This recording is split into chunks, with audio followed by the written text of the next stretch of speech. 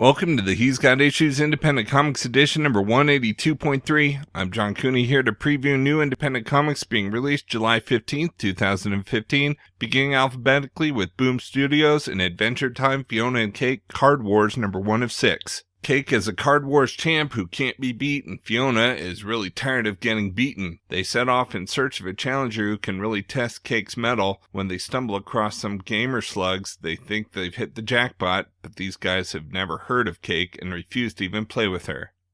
Next we have Big Trouble in Little China number 13. The new creative team of writer Fred Van Lent, artist Joe Eisma, and Mondo cover artist Jay Shaw brings Jack Burton into 2015. Jack is a man out of time. His friends and the world around him have changed. He's now on a hunt for the Pork Chop Express and the eccentric 80s-obsessed billionaire who has it. We've also got Fiction number 2 of 4. Max and Cassie delve into the fiction for the first time in years in search of Tyler, only to find that the place that once was filled with magic of childhood has become warped, corrupted, and filled with dangers they might not be able to survive. Next we have Giant Days number 5 of 12. During a pre-Christmas ball, Daisy kisses a boy she shouldn't have, while Susan may have done more than that with McGraw. Esther dreads going home for holiday break for fear of running into her ex. We've also got Long Walk to Valhalla, original graphic novel. There are many things that Rory would like to forget about his childhood growing up in rural Arkansas. Sometimes he'd even like to forget about Joe, his mentally challenged older brother, both his closest friend and biggest problem. But when a young girl named Sylvia shows up claiming to be a Valkyrie sent by the Norse god Odin to deliver Rory to Valhalla, he will have to face the past he's tried to lock away. Next we have Lumberjanes number 16. Which side does Jen choose, Abigail or Rosie? While Abigail tries to lure a monster out so she can kill it, which is all kinds of crazy, Jen goes to the bear woman for help. And we've got Killstrike number 3 of 4. Having kidnapped the artist who worked with Jared's father back in the 80s, Jared and Killstrike have to infiltrate a comic convention to keep up appearances, and Killstrike receives tons of accolades for what appears to be the best cosplay of all time. From Dark Horse Comics, we've got B.P.R.D. Hell on Earth number 133. Johann's fascination with the sledgehammer armor leads to a strange journey into the past and the origin of Project Epimetheus. Next we have Dark Horse Presents number 12. It's Giant Monsters vs. Giant Robots in Michael May and Jason Copland's Kill All Monsters, a tie-in to the Kill All Monsters hardcover, on sale now. Anthony Zaccari and Oscar Capristo deliver an action-packed take on an old fairy tale with grim arcane, plus new chapters of Fabian Rangel Jr. and Pablo Clark's Black Past, Rich Woodall and Craig Rosso's Kira Alien Jungle Girl, Ken Pisani's Colonist, and Dennis Calero's The Suit.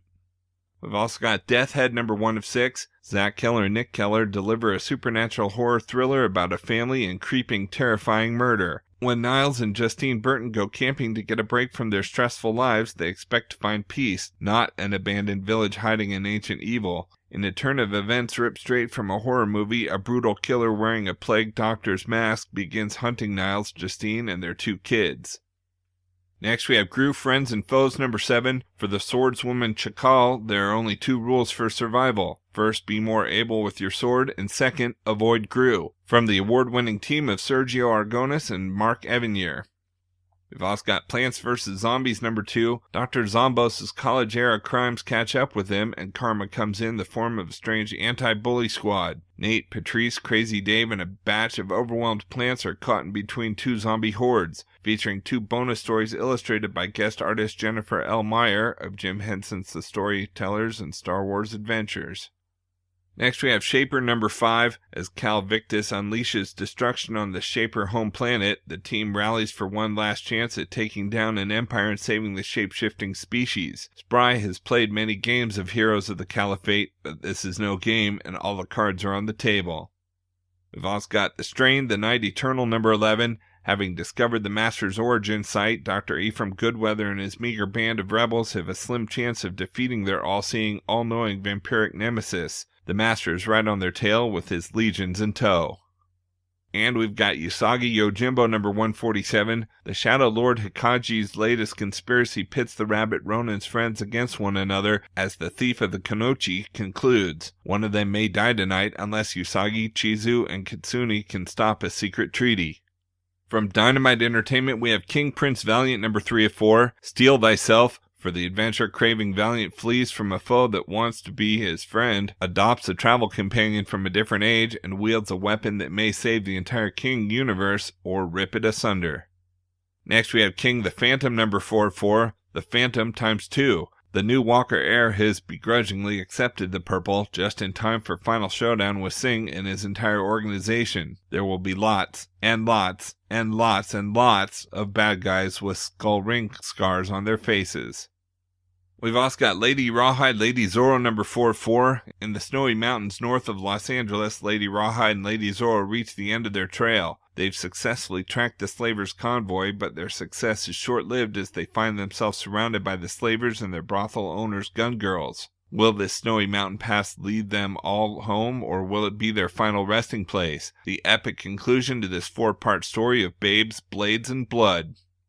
Next we have Reanimator number 44. It's a bloodbath as only Reanimator can deliver. Herbert West and Susan Green have survived the terrible truth of their shared past, the stalking, the murder, the experiment gone mad, but will they live through the mayhem when two cartels go to war over the Reanimator's drug lab? It's the Elder God-empowered Eldritch crew versus the Gris boys, a gang steeped in Louisiana voodoo, with our two scientists stuck in the middle. Zombies, tentacles, black magic, hybrid creatures, the epic horror miniseries reaches its explosive conclusion. Next we have Red Sonja 1973. Ed Benes, renowned artist of Justice League and Birds of Prey, brings his fantastic art style to Red Sonja with this super rare Virgin Art variant edition. And we've got Swords of Sorrow, Vampirella, Jennifer Blood number 3 of 4. Jennifer Blood is determined to avenge herself on the woman she believes is trying to frame her for murder, Vampirella. But the sudden arrival of Los Muertos, leader Calavera, and his heavily armed narcos force the vigilante and the vampire to team up in a deadly cemetery dance, an official tie-in to the epic Swords of Sorrow crossover event written by renowned author Nancy A. Collins. From IDW Publishing, we've got Godzilla in Hell number 1 of 5. Godzilla meets his greatest adversary of all time, the impossible torturers of hell. Each issue of this special miniseries will see Godzilla enter a new level of the underworld to do battle with the impossible. From Image Comics, we've got Astronauts in Trouble number 2, Colonel Lloyd McAdams' top-secret moonshot program exposed, secret moon rocket stolen by Russians, life or death in space. Next we have Drifter number 6, new story arc. Abram Pollux heads out into the unknown. An expedition to a distant crash site will take him through the unexplored depths of Aru and towards a key to unlocking his past. Ivan Brandon and Nick Klein return for the start of the second arc of the smash sci-fi hit series. We've also got Elephantmen number 65, All Coming Evil, part 1 of 5. Promethean and Mappo are at war. Hit Flask, Ebony Hyde, and Obadiah Horn, and everyone in Los Angeles, 2260, are caught in the middle. Next we have The Empty number 5, Truth and Lies, part 5. Lila's monumental decision to change the world might not only destroy her friendship with Tanner, but also lead to a bloody rebellion that could destroy the Empty unless Tanner can stop her before it's too late. We've also got Empty Zone number 2, Conversations with the Dead. After the ghosts of Connie's fallen teammate impart their mysterious gift to her, she's attacked by a new breed of cybernetic zombie that will change her forever. Next we have Invincible number 121, Things Have Gotten Worse on Earth. We've also got Island number 1, Pretty Deadly artist Emma Rios and King City Prophet and Multiple Warheads writer-artist Brandon Graham bring you a new ongoing comic magazine. Each issue holds 3 20 to 30 page no-ads issue-length chapters of new work from around the globe. Number 1 features a text piece by Kelly Sue DeConnick, writer of Bitch Planet and Pretty Deadly, printed oversized. Next we have Mantle number 3. The history of past mantles is explored and the horror of the plague's path of destruction is fully unveiled. We've also got Postal number 5, new story arc. With his mother's blessing, Mark now clandestinely goes through all incoming packages, and what he finds opens up a whole new Pandora's box about what's really going on in the town of Eden.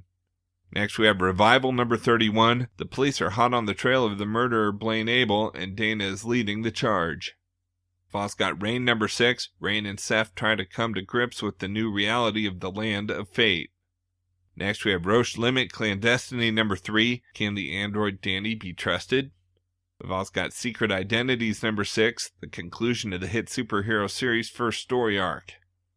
Next we have Skull Kickers number 33, Infinite Icons of the Endless Epic, Part 3. Double, double, toil and trouble, heroes burn and dimensions bubble. This issue has the second of two connecting gatefold covers by Edwin Huang and Jeff Chamba Cruz. Get this one in the previous month's issue to put together the Ultimate Skull Kickers battle panorama. And we have Trees number 11, a tree stands on Orkney. 5,000 years ago, this was the center of the world. From Valiant Entertainment, we have Book of Death number 1 of 4. A coward dies 1,000 times before his death, but the Valiant tastes of death but once. The Valiant heroes, Exo Manowar, Bloodshot, Ninjak, the Harbinger Renegades, Unity.